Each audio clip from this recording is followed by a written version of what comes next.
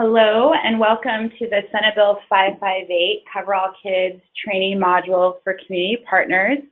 I am Josie Silverman Mendez with the Community Partner Outreach Program, and I am joined by... I'm Colette Bird. I'm the Provider Campaign Coordinator with the Community Partner Outreach Program.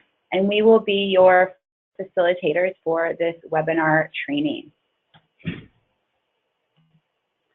In terms of the agenda, we will provide a brief overview of Senate Bill 558. We'll then touch on the new eligibility criteria for the Oregon Health Plan for those who are under the age of 19.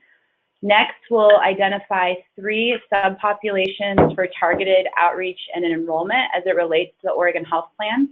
We'll then touch on application assister tips, so important things to keep in mind as you're assisting the newly eligible population with OHP application and enrollment. We will present an overview of outreach materials, which will be available for our community partners to start using here very soon. And then lastly, we will touch on some additional resources for support. So Senate Bill 558, it was passed by the Oregon State Legislature this past July. It was then signed into law by Governor Kate Brown in August, and it officially takes effect January 1st of 2018. The key thing that this new law does is it allows more children and teens who are under the age of 19 to now qualify for full Oregon Health Plan benefits, or as we know them, OHP Plus benefits, regardless of their immigration status.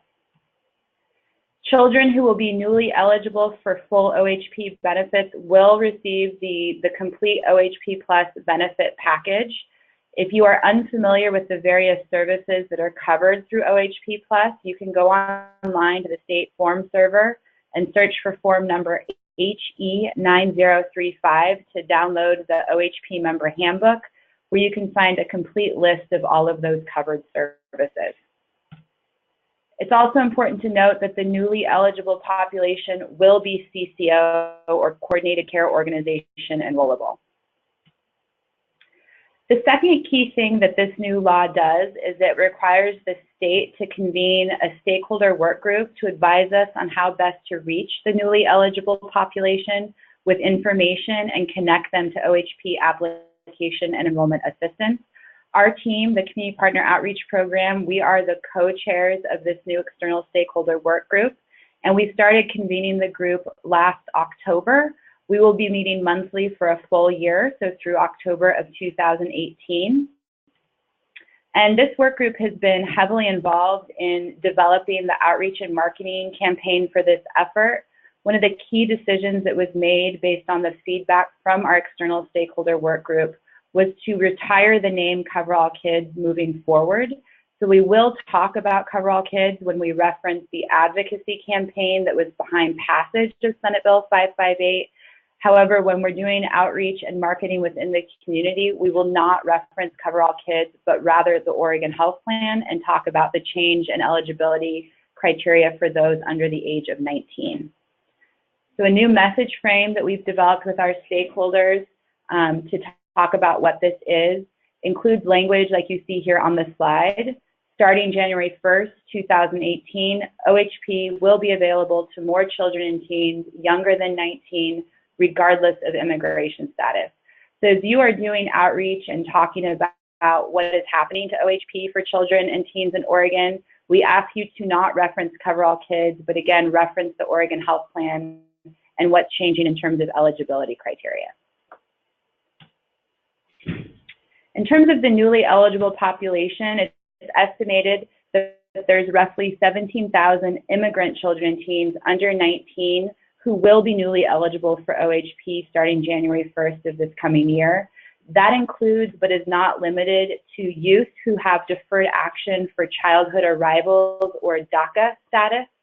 It also includes the roughly 3,200 children and teens who are enrolled this year in CALM or CALM Plus, so emergency Medicaid benefits. And it includes all of those previously who were only eligible for CALM, assuming they met the income criteria for CALM, but it includes all of those populations moving forward.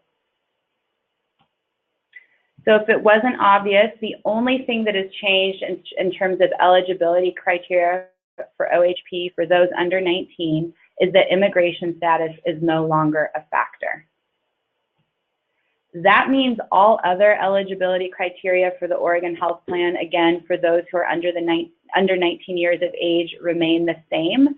So on this slide, we've included some common examples of eligibility criteria that are often cited. So income criteria remains the same. Children and teens would have to live in a household that does not earn more than 305% of the federal poverty level. Other major medical coverage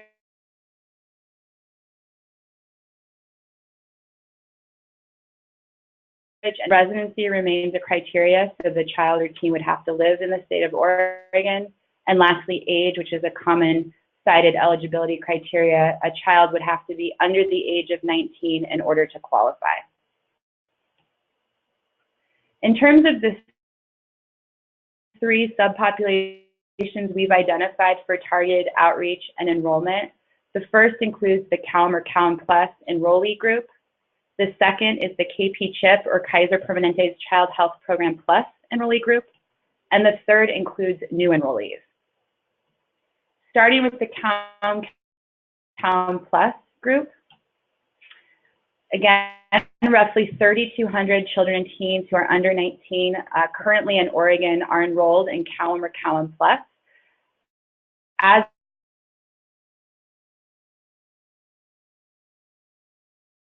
of early December, SAC process, which I'll talk about, benefits will be converted from the CALM or CALM Plus benefit level to full OHP. Change in benefits, our team has been working with member services here internal to the state, so our call center and our processing teams.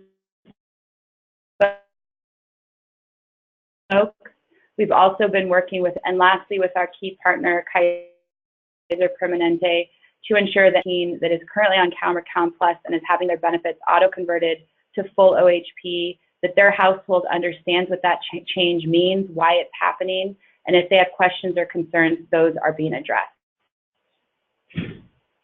This is a schematic high level of what to expect in terms of communication and sort of the process. So again, for children that are on CALM or CALM Plus in 2017, this is what's happening to their benefits over time. They'll be part of this mass update, or they were part of the mass update that happened on December 5th. They then are receiving a notice of eligibility. I'll talk about the plain language letter and phone calls that we're initiating here in a second. They'll then receive a coverage letter once their benefits are showing as active in the MMIS system. They'll then eventually in March be enrolled into a coordinated care organization in their area. And then lastly, they'll follow the 12-month typical renewal cycle. So mass update, again, that was triggered in the one system on December 5th. What that has done is it is auto-converting CALM and CALM Plus benefits to full OHP Plus benefits, again, with that January 1 effective date for those who are under the age of 19. The notice of eligibility based on that mass update was generated and mailed out the day after, so on December 6th. It communicates what's happening in terms of that change in eligibility come January 1st. And it references specifically OHP Plus - cover all kids. As community partners, if you're associated with any of the impacted cases that went through this auto conversion process, you will see household notices in the One applicant portal.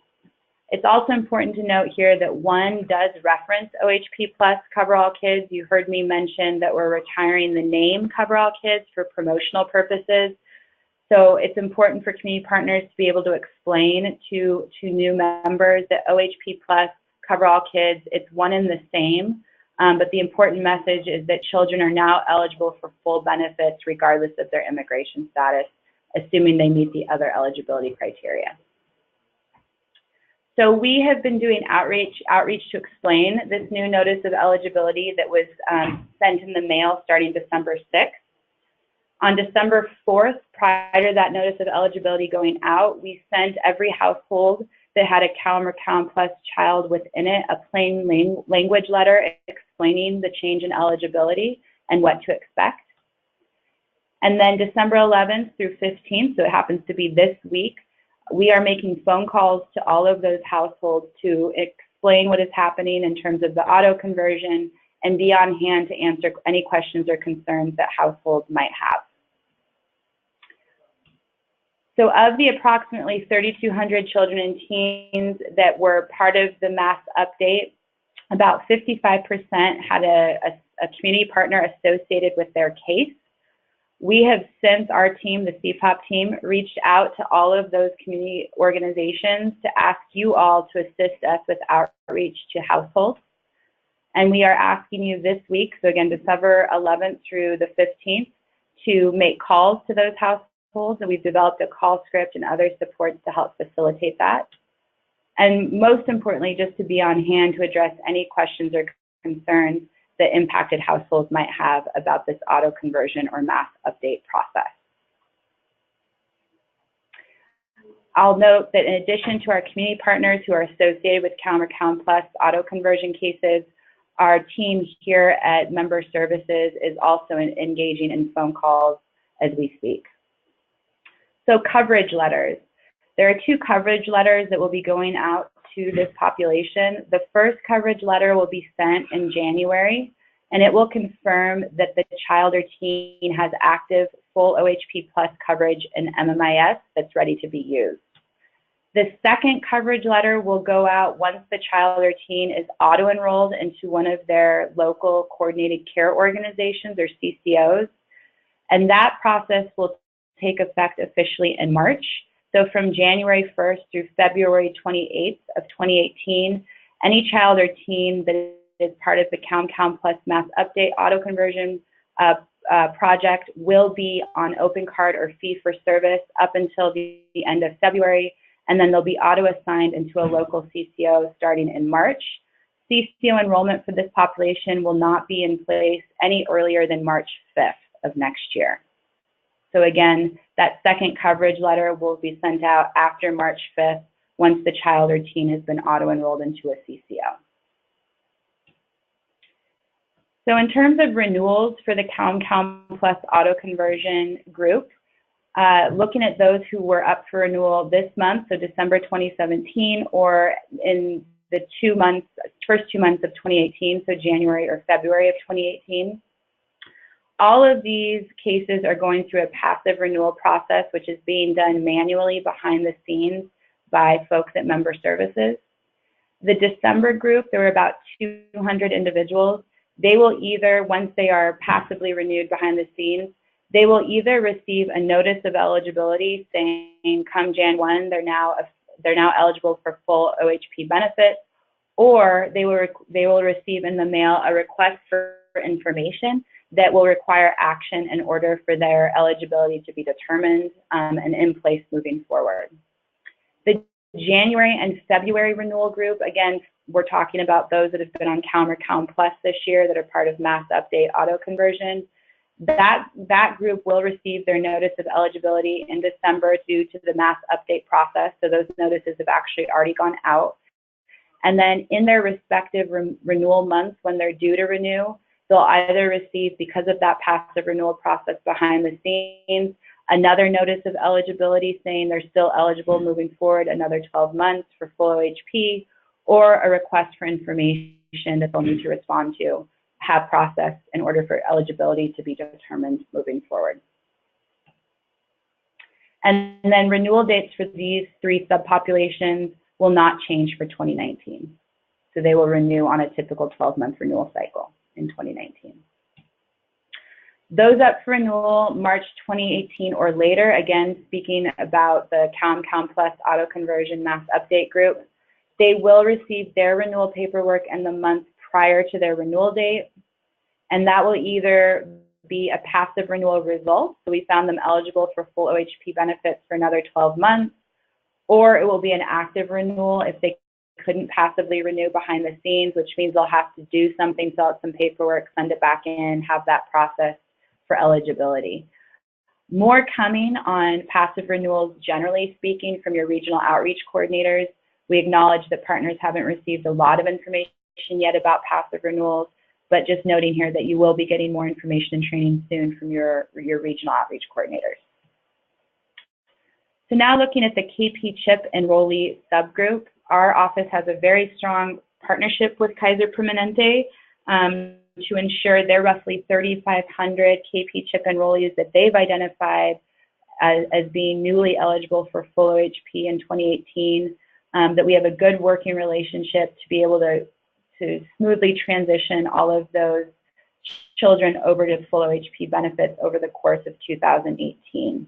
It's important to highlight here that KP CHIP is a full health insurance coverage option that's offered through Kaiser in specific school districts in Oregon, so it's not a statewide program. This won't apply to all of our community partners depending on where you're located, but it does apply to those that are working within specific areas of Clackamas, Marion, Multnomah, and Washington counties.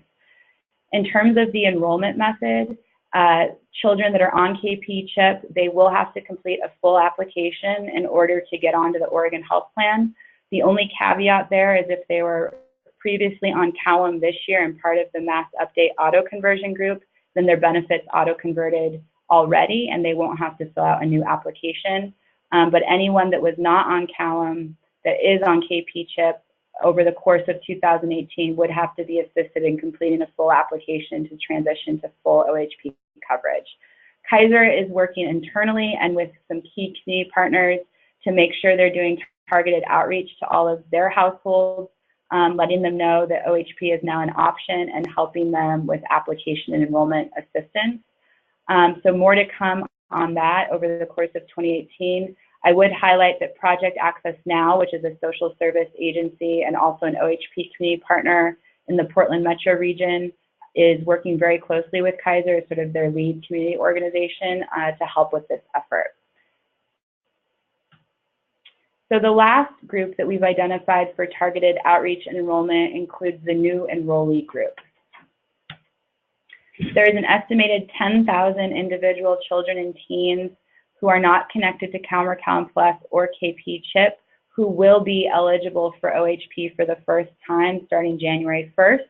This is by far the largest subpopulation that we've identified for outreach and enrollment, and arguably it's the hardest to reach because they aren't connected to a program already. They will be required to complete a full application. Colette will talk in more detail about application methods, but they will have to complete a full application. And then in terms of outreach and communication tactics for the new enrollee group, we are working with our external stakeholders to develop and launch a statewide outreach and marketing campaign to get the word out. And then we're also working to develop a specialty network of OHP community partners to be the front line when it comes to application and enrollment assistance. So touching briefly on the marketing, outreach and marketing campaign, as I talked about earlier, we have an external stakeholder work group that's been providing a lot of the feedback in terms of the content and approach that we're taking with this campaign. We're also collecting community feedback as we develop some of the materials. We're testing those materials with different audiences to make sure they are resonating. And we are on track to launch this campaign prior to January 1st, so sometime here in the next few weeks within December of 2017. So keep an eye out. There will be new materials, talking points, and things of that nature that will be distributed very soon to all of our community partners. Secondly, we are putting together a specialty network of OHP community partners. All of these organizations are being trained and are uniquely positioned to support the newly eligible population with OHP application and enrollment assistance. This new specialty network will include a set of new grantees that we're funding through Senate Bill 558. They are all culturally and linguistically appropriate community-based organizations, and they are all already serving the target population, which means they have really valuable established relationships and trust with a lot of the folks that we're trying to reach through this effort.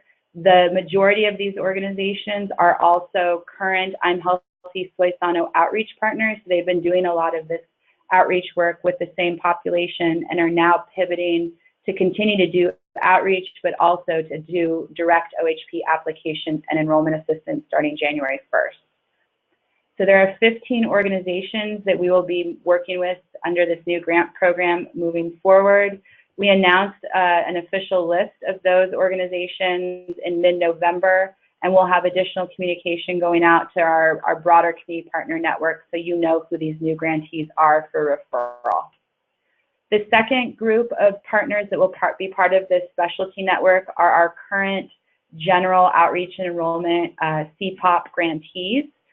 So we fund a network of community partners that are helping the general public connect to OHP enrollment, and we are requiring all of those grantees to also be part of this new specialty network as we move forward. And then lastly, we are partnering with federally qualified health centers or community health centers across the state, and specifically identifying outreach and enrollment workers who are also OHP application assisters to join this effort.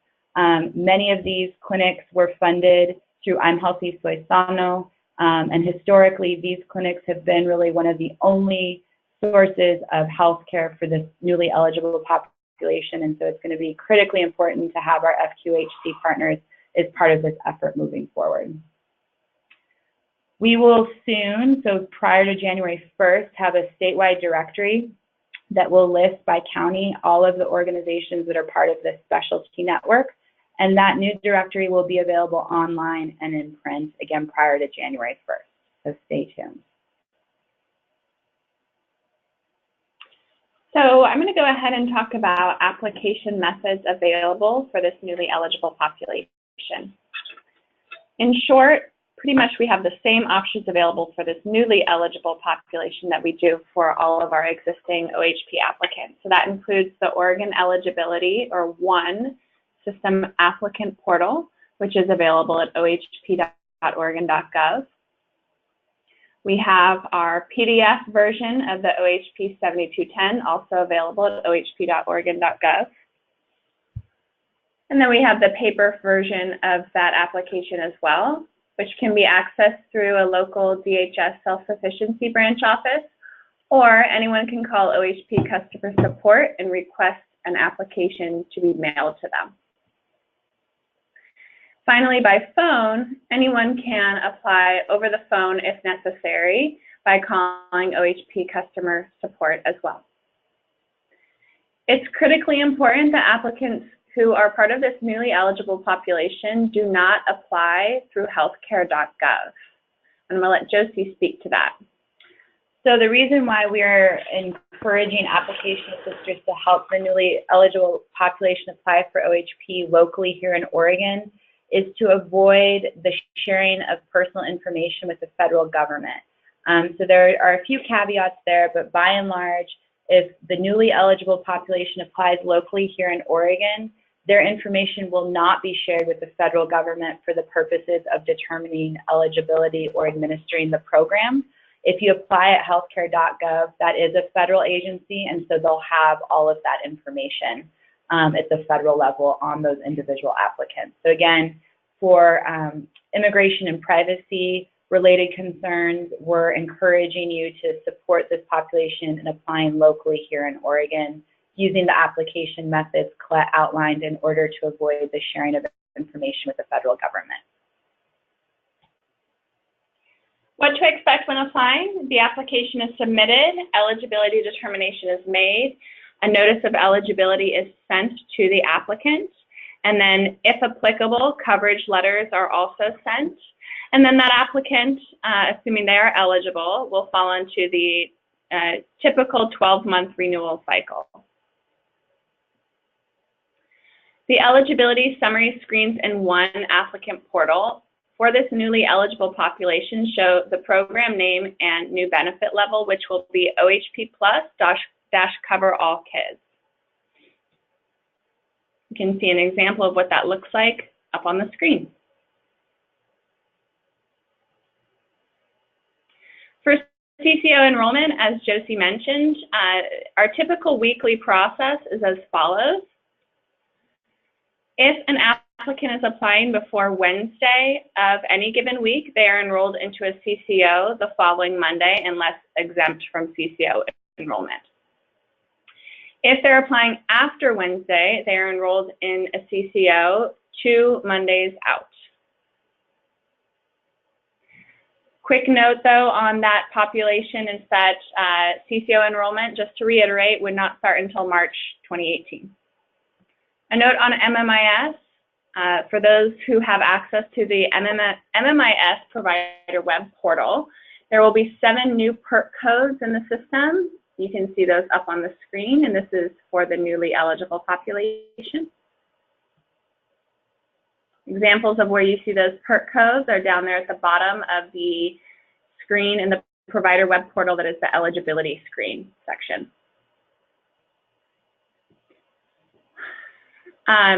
Super important for all community partners to know that hospital presumptive eligibility, that application process will not be available for this newly eligible population. So we listed the available application methods, and hospital presumptive eligibility will not be changing eligibility requirements, and therefore this population would not be able to become covered by OHP through this method of HPE.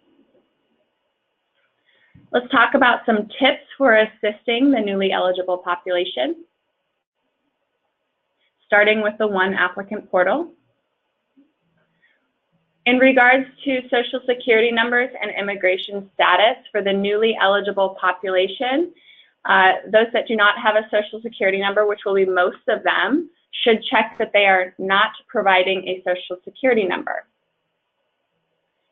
For the drop-down menu option reason, they would be selecting not eligible to receive an SSN based on immigration status. This would be DACA recipients, those with deferred action for childhood arrival status. These folks do have an SSN and should provide that SSN.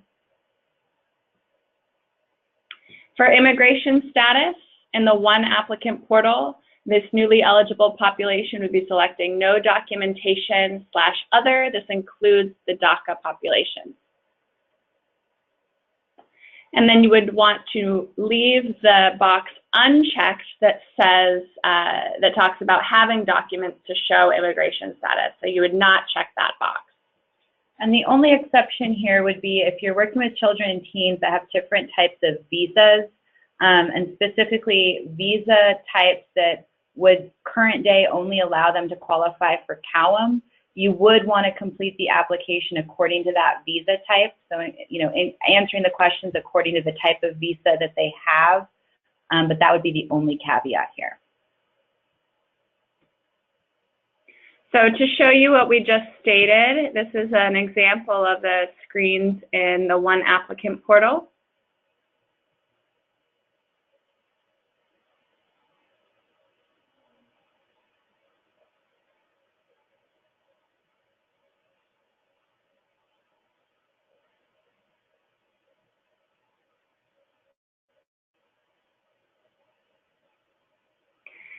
Switching gears to talk about the PDF application.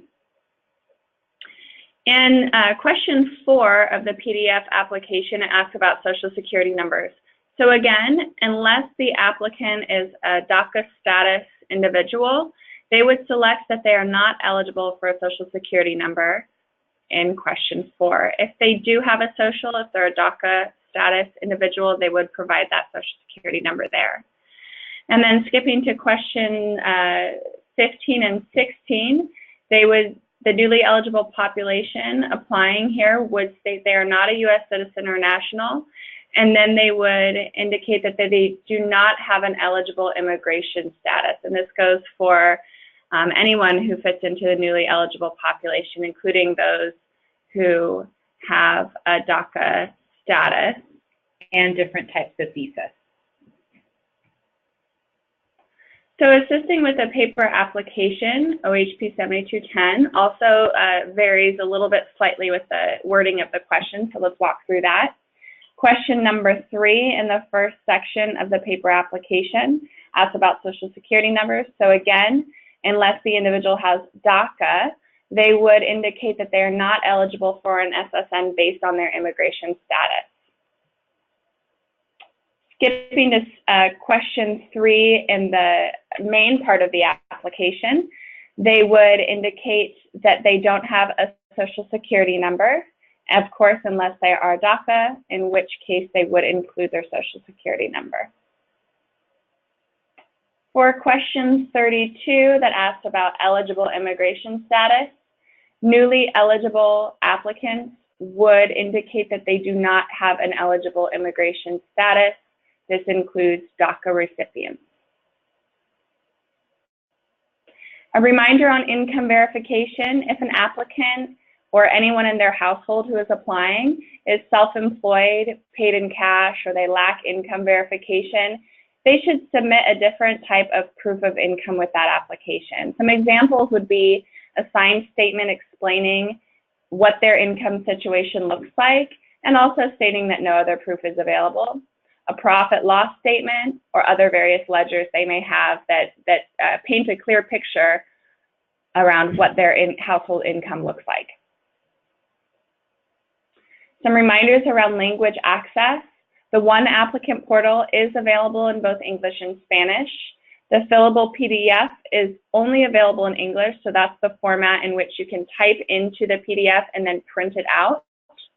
The paper and PDF, the PDF version that is not fillable, are both available in 7 different languages. And then, of course, we have phone staff and/or interpreter services available through OHP customer support. So that is always an available option for folks who need assistance in languages other than English. And just to really drive it home, a reminder around CCO changes: the newly eligible population will not be enrolled into a CCO until March 2018. So if a member wants to change their CCO after March 5th of 2018, community partners can help them.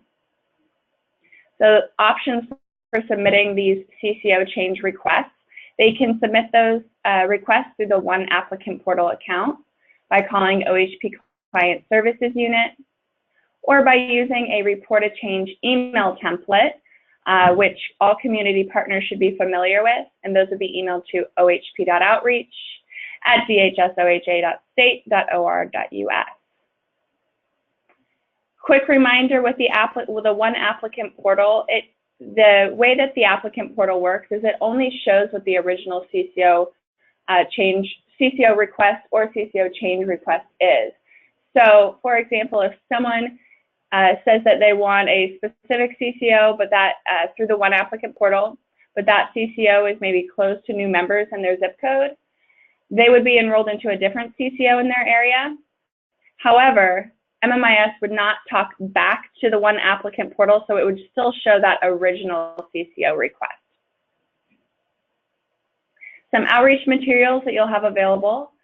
On the technical side, you'll have a general FAQ, an immigration and privacy FAQ, one-pager, web page available like Josie mentioned, an application assister directory, so our specialty network, and some other promotional materials. Ongoing and additional resources available to community partners. You have your community partner line, so your direct line. You always want to have that assister ID ready if contacting the community partner team. You have the community partner outreach program, your regional outreach coordinators. And you also have the Latino Collaborative as well. Antonio Torres, our community engagement coordinator, is available as well. And then, of course, our Senate Bill 558 program lead, Josie Silverman-Mendez, is available as well. And then we have GroupSite, our online collaborative tool that is available to all of our community partners and has a variety of outreach materials, discussion threads, calendars, different tools, lots of good information on GroupSite. So thank you guys so much for your time. Don't hesitate to reach out with questions. Thank you.